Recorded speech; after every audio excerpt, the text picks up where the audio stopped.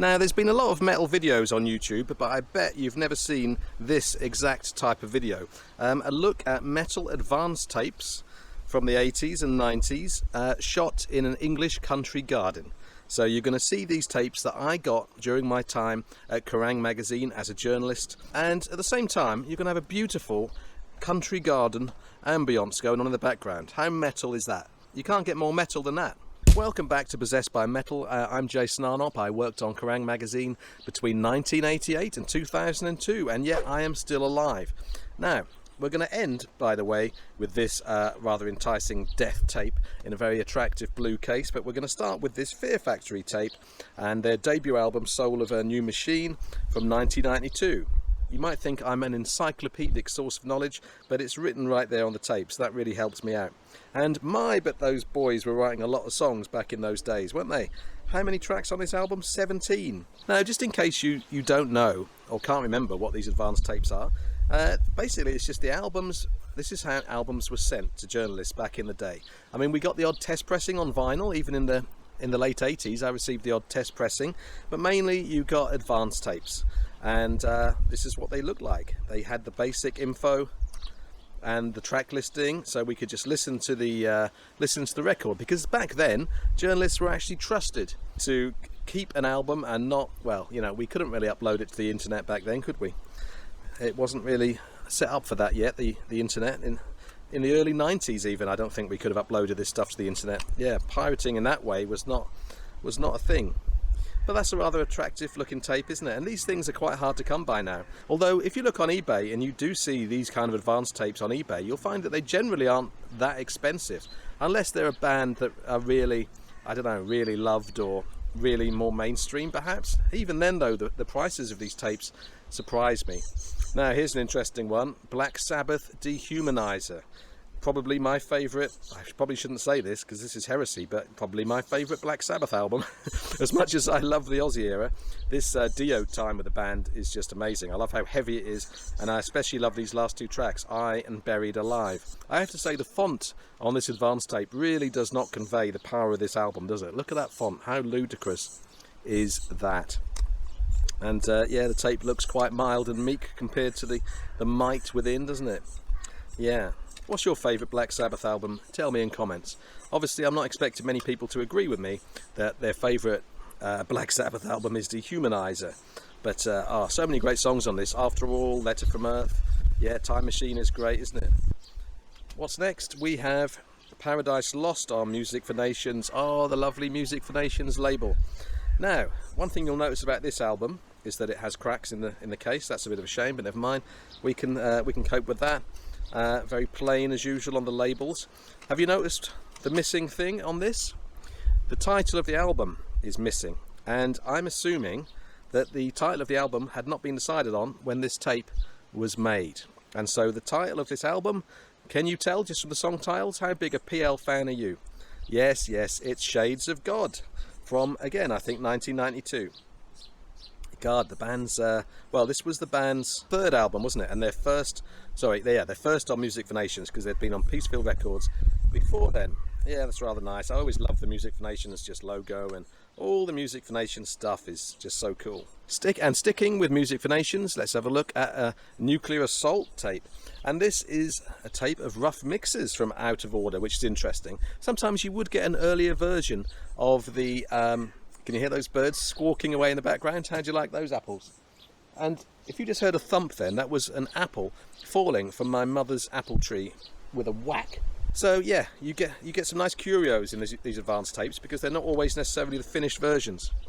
Although, to be honest, I don't know about you, but I've never thought of Nuclear Assault as a band with a beautifully precise and nuanced production. So God knows what a rough mix of a Nuclear Assault album is going to sound like, eh? What do you think of this album? This was maybe their fifth album, their sixth album, and by then I think the decline had kind of set in. But it's been a while since I listened to this, so tell me, should I spin this? Should I really revisit it? Let me know. The Origin of the Feces. Now, what a lovely album cover that is. I once wrote in Kerrang, I think probably when I was reviewing this album, I wrote that the album cover had Peter Steele's anus on the cover, and a sub-editor changed it to arms. as if they couldn't believe that that the album cover would depict Peter Steele's anus. They assumed that surely Arnop must have meant arms. And I can't remember whether I saw that and it was that change and it was changed back to what it should have been.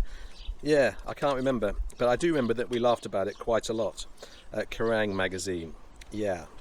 What do you think of this album? I can't remember what this is. It's a mini album, isn't it? Yeah. And it has some rude words in the title. Sorry if you're watching with your grandmother. I won't be saying the word. I don't know. You probably don't watch a metal YouTube channel with your grandmother, do you? Trouble, Manic Frustration. Now, a lot of people love this album. I like it. There's some really good stuff in it. Excuse me. Memories Garden is very good. But I'm much more into the self-titled album from 1990, which I think is an absolute gem. I'd love to have the advance tape for that. If anyone out there has the advance tape for that, let me know. I'd be interested to hear from you.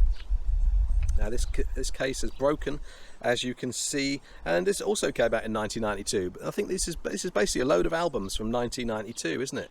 Yeah. We've got, we're about halfway through now. We've got 4 left. Tell me what you think of Manic Frustration in comments. Tell me what you think of any of these albums in comments.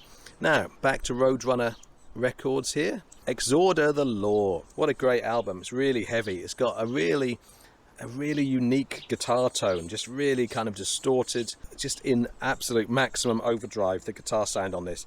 And the riffs are just fantastic, aren't they? So yeah, I really like this second Exhorder album, and also their debut, Slaughter in the Vatican. That's marvellous. Quick look at this, nothing really special to see in here.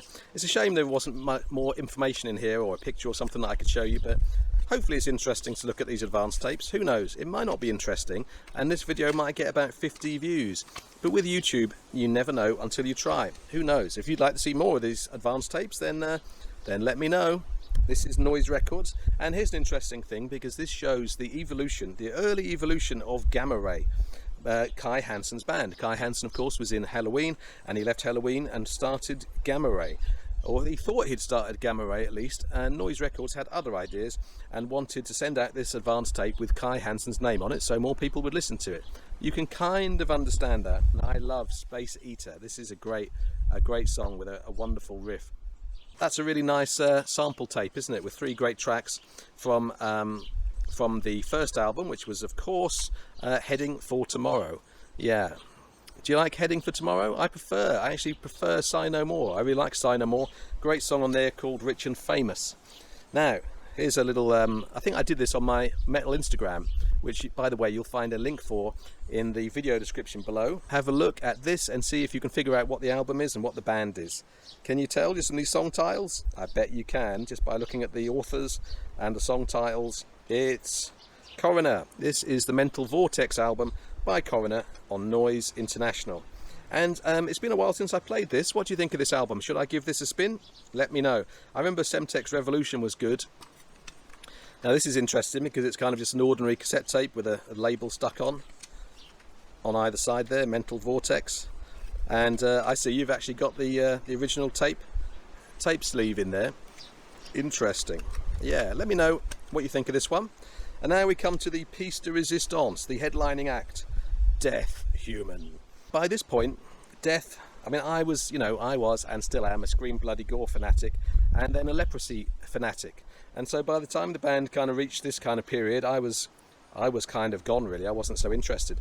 Looking back now that I'm older, I'm much more into it and much more open to charting the progression that the great Chuck Schuldiner did with the music of the band. And it's really interesting to see how very different Death sounded from between Scream Bloody Gore and the sound of Perseverance. Is just incredible, isn't it, really? And this is a more interesting advanced tape. This is an American advanced tape, and I think it looks like they put a bit more effort in, frankly, because we have a really nicely printed tape here with the actual song titles on the tape. So we have, this is side B, we have Suicide Machine. I think I always like Suicide Machine. Again, I need to give this one a spin as well. Tell me what you think of Death-Human, and tell me what you think of these advanced tapes. I'm going to put another video on the screen that you might want to watch next. I'm going to put it right there, in fact, so give that a watch and see how you like it. And until next time, don't forget to stay possessed by metal.